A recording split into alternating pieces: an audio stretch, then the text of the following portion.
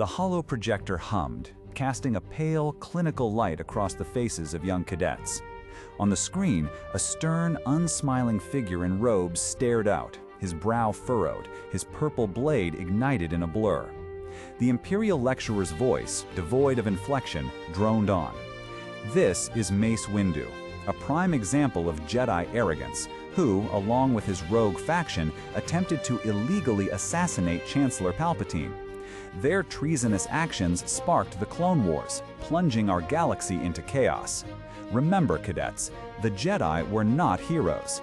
They were a self-serving criminal gang, destabilizing forces that necessitated the glorious rise of the Empire to restore order. This was the official history. This was the narrative painstakingly constructed and propagated by the Galactic Empire. For years, perhaps even decades after the fall of the Republic, this revisionist history was taught in every school, broadcast on every channel, etched into every data chip. The Jedi, once revered peacekeepers, were systematically demonized.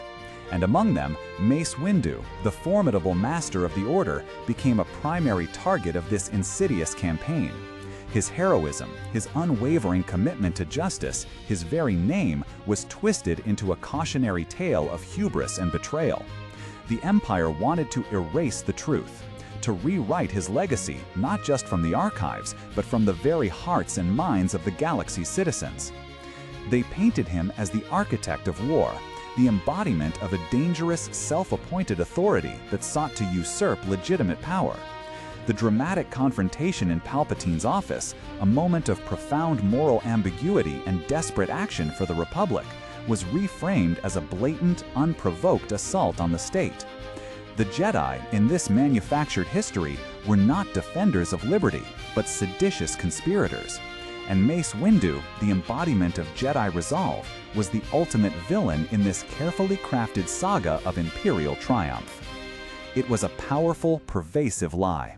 And for many, especially those born under the shadow of the Empire, it became their truth. The weight of Imperial propaganda was immense, designed to crush dissent, to ensure absolute loyalty. To question the official story was to risk everything. Yet, despite the Empire's relentless efforts, despite the pervasive nature of their propaganda, the true legacy of Mace Windu was not entirely extinguished. Like a stubborn ember beneath a pile of ash, it glowed in the memories of those who had witnessed his true character, his genuine courage. Consider for a moment the vibrant, sun-drenched plains of Ryloth. This world, ravaged by Separatist occupation during the Clone Wars, became a crucible for many Jedi, but perhaps none left as indelible a mark as Mace Windu. The Empire's hollows spoke of his ruthless efficiency, or Jedi fanaticism in battle. But the Twi'leks of Ryloth remembered something else entirely. They remembered a liberator. Imagine the Battle of Lesu, the capital city under the tyrannical grip of Separatist forces. The people were starving, oppressed, their spirits slowly being crushed. Hope was a distant whisper. Then Mace Windu arrived. He didn't come as a conqueror, but as an ally. He fought not for glory or power, but for freedom. He led the charge, yes, but he also coordinated with the local resistance, understanding their plight, respecting their fight. He stood shoulder to shoulder with Cham Syndulla, earning not just his respect, but the profound gratitude of an entire world. The Twi'leks remembered his prowess, certainly. The focused intensity of his purple lightsaber cutting through droid lines, the sheer determination in his eyes. But more importantly, they remembered the hope he ignited, the conviction he instilled that their suffering would end. When Lesu was liberated, it wasn't just a strategic victory, it was a reclaiming of a people's soul. And Mace Windu was central to that liberation. The Empire could control the hollows, they could rewrite the textbooks, but they could not silence the songs sung in hushed tones around campfires on Ryloth. They couldn't erase the stories whispered from parent to child, passed down through generations. These were tales of a Jedi master who saved them, a hero who fought for their freedom, a man whose bravery resonated deep within their cultural memory. These were not songs of a criminal, but of victory and liberation, immortalizing his name in a way no imperial decree ever could. Mace Windu's legacy, therefore, was not merely a historical footnote the Empire attempted to manipulate. It was a testament to the enduring power of truth and the resilience of sentient memory. His heroism was etched not in stone, but in the grateful hearts of those he touched. The Empire sought to demonize him, to transform him into a symbol of what they opposed.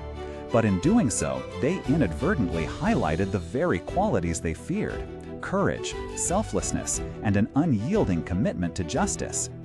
His story reminds us that while power can dictate narratives, it cannot always dictate truth. True heroism, real impact, echoes far beyond the reach of propaganda. It lives on in the lives changed, the freedoms won, and the hope inspired.